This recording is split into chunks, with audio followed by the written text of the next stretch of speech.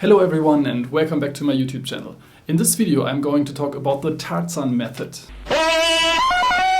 I will demonstrate to you something I did for my first online course, which is the Intonation Guide for Violinists, and you can find that on violinshortcuts.com. The Tarzan method is just a metaphor. To get from one tree to the other, he has to use his liana to travel. On the violin, imagine our notes are the trees and we have to build a connection between the notes. The connection between the notes, in musical terms, are the so-called intervals, the distance between one note and the other note.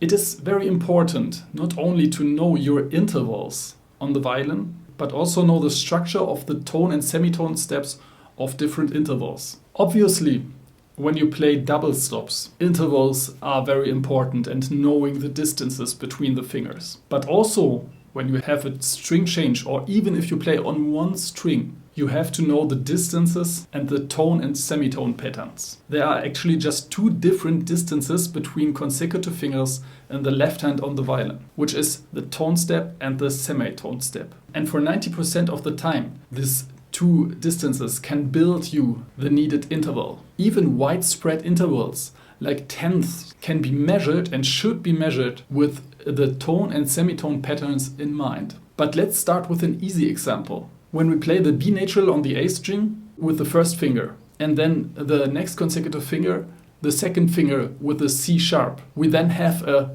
tone step or a major second. Now, if we take the same distance and put the second finger not on the same string but on the upper string, on the E string, we have a different interval. We land on the G sharp with the second finger and we have a major sixth. But what stays the same is the distance between the first and the second finger, only that I place the one finger on the A string and the other finger on the E string when I want to play the major sixth. And now the third possibility is that we place our second finger in the same distance with the tone step in mind on the D string, so on the lower string, looking from the A string. The note we play then is the F sharp. The interval between the B4 and the F sharp 4 is a perfect fourth. Let me play for you the examples with the three possibilities we have with the tone step in mind. Here we have the B4 on the A string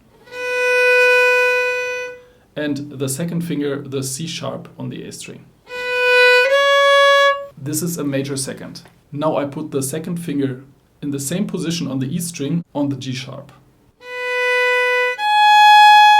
And now I have a major sixth. And now I put the second finger in the same position with the tone step in mind on the D string.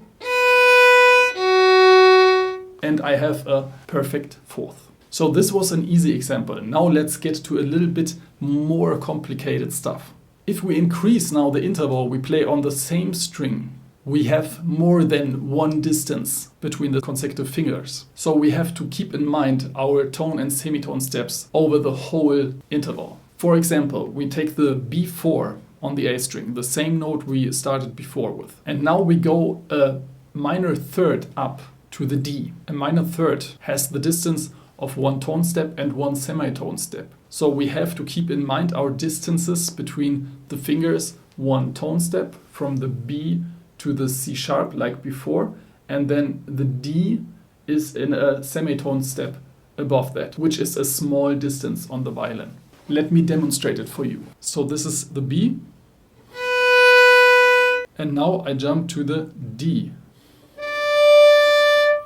And I have in my hand this tone step and this semitone step. With this tone step and this semitone step, I measure the distance and gain security for this interval. So what you don't want to do is neglect the position of the second finger, which we don't use, but we want to use it as a structure or as, in this example, as a liana to travel from one note to the other. Now this is just one possibility for this grip on the violin, for this finger pattern, to form an interval. We have actually with the neighbored strings two other possibilities, which is on the E string we can put the same finger in the same distance down. Now when we want to do this very carefully, we have to think in steps. The first step is in which tonality we are in. Let's say we are in C major, which we were not before, but now we are in C major. So the first step is identify what the second finger on the E string is named and what the interval is between the B and the second finger on the E string. The second finger on the E string is now the G natural, and between the B and the G natural is a minor sixth. So knowing my finger patterns, I know that this is a semitone step between the first finger on the A string and the second finger on the E string. So I can place the fingers right beneath each other. As a second step, we want to identify the step between the second finger and the third finger to travel to the A, because we want to build the interval from the B4 to the A5. Knowing my scales and intervals, I know that between the G and the A is a tone step. So what we now need is a tone step between the second and the third finger, which determines the distance, which is a big distance on the violin. Let me now demonstrate to you the sound of it. I play the B major on the A string with the first finger. Then I travel to our first step, the G, the second finger on the E string, with a small step between the fingers.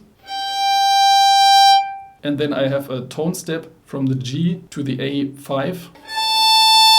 And the whole interval sounds like this. And I have my second finger on the G on the E string to know my distance and to know my interval. So the same thing we could now do with the lower string and get a different interval out of this. But I think you get the point. Let me now take it even a step further.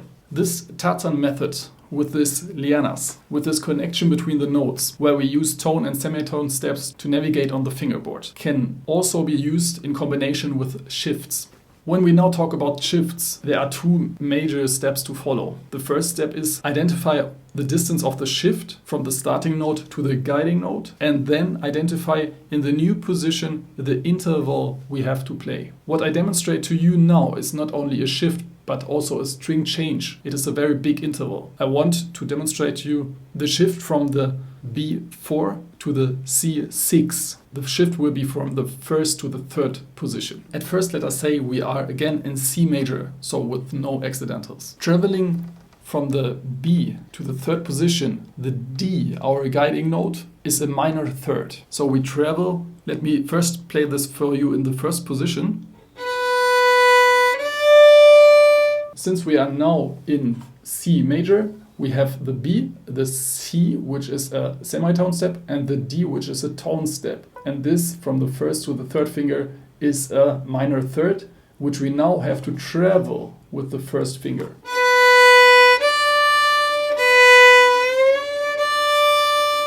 So this is the first part. This is just the shift.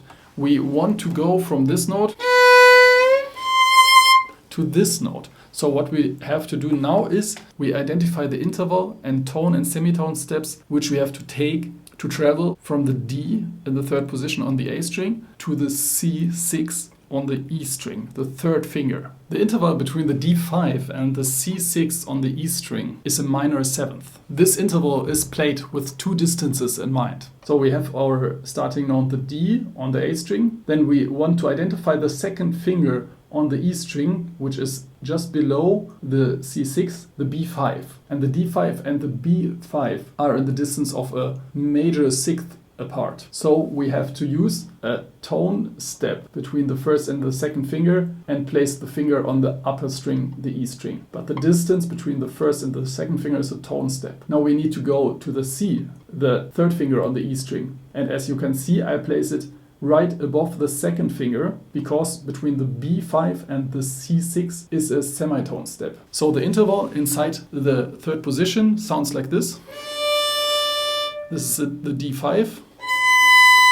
This is the B5, our guiding note to the final destination, the C6. So as a whole, we have the structure traveling from the B4 to the D5 as a guiding note, and then placing our minor seventh interval with the third finger and the first finger with the distance of a tone step and a semitone step and a string change to the upper string in the third position. So when we have a shift, we have the two steps. First is to measure the shifting distance, and if we don't shift with the same finger to the final destination, but change the finger, which is very common, we want to identify also in the new position the new interval and the tone and semitone steps with which we can build this interval. This Tarzan technique, where we swing from one note to the other with the liana in mind, consisting of tone and semitone steps, builds security on the fingerboard and serves you as a kind of navigation system. I wonder if Tarzan had a liana navigation system.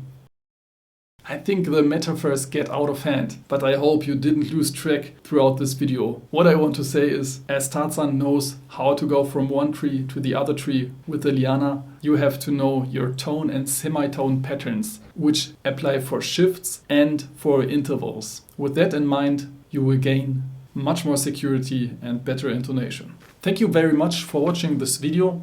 If you like this information I gave you in this video, consider subscribing, give the video a thumbs up. And if you want further information, you can go to my new website where I built a complete course about intonation for violinists called the Intonation Guide for Violinists. And you can find that course on the website violinshortcuts.com. Link in the description.